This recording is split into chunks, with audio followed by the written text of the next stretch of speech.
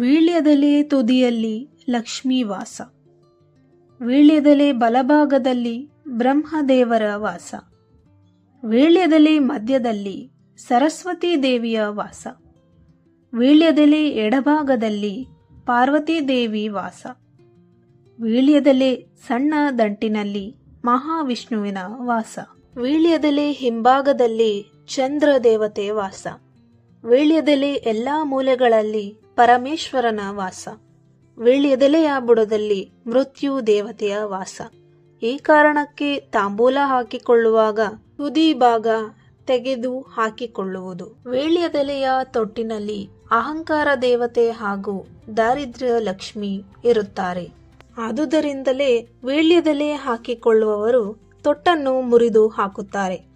ಅಹಂಕಾರ ಹಾಗೂ ದಾರಿದ್ರ್ಯ ಲಕ್ಷ್ಮಿ ಬರಬಾರದೆಂಬ ಅರ್ಥ. ವೀಳ್ಯದೆಲೆ ಮಧ್ಯಭಾಗದ ನಂತರ ಮನ್ಮಥನ ವಾಸ. ಈ ಎಲ್ಲ ದೇವರುಗಳು ಇರೋದ್ರಿಂದಾನೇ ವೀಳ್ಯದೆಲೆ ತಾಂಬೂಲಕ್ಕೆ ಇಷ್ಟು ಮಹತ್ವ. ಪೂರ್ವ ಅಥವಾ ಉತ್ತರ ದಿಕ್ಕಿಗೆ ತುದಿ ಬರುವ ತರಹ ಇಟ್ಟು ದೇವರಿಗೆ ನೈವೇದ್ಯ ಮಾಡಬೇಕು. ಯಾರ ಮನೆಯಲ್ಲೇ ತಾಂಬೂಲ ಕೊಟ್ಟರೂ ದೇವರ ಮುಂದೆ ಇಟ್ಟು ನಮಸ್ಕಾರ ಮಾಡಿ ಆನಂತರ ಉಪಯೋಗಿಸಬೇಕು. ಮಂಗಳವಾರ ಶುಕ್ರವಾರಗಳಂದು ಯಾವುದೇ ಕಾರಣಕ್ಕೂ ವೀಳ್ಯದೆಲೆ ಹೊರಗೆ ಹಾಕಬಾರದು.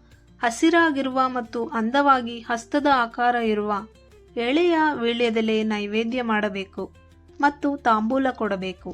ಸ್ನೇಹಿತರೆ, ಈ ವಿಡಿಯೋ ನಿಮಗೆ ಇಷ್ಟವಾದಲ್ಲಿ ಲೈಕ್ ಮಾಡಿ, ಶೇರ್ ಮಾಡಿ ಮತ್ತು ನಮ್ಮ ಚಾನಲನ್ನು ಸಬ್ಸ್ಕ್ರೈಬ್ ಮಾಡಿ.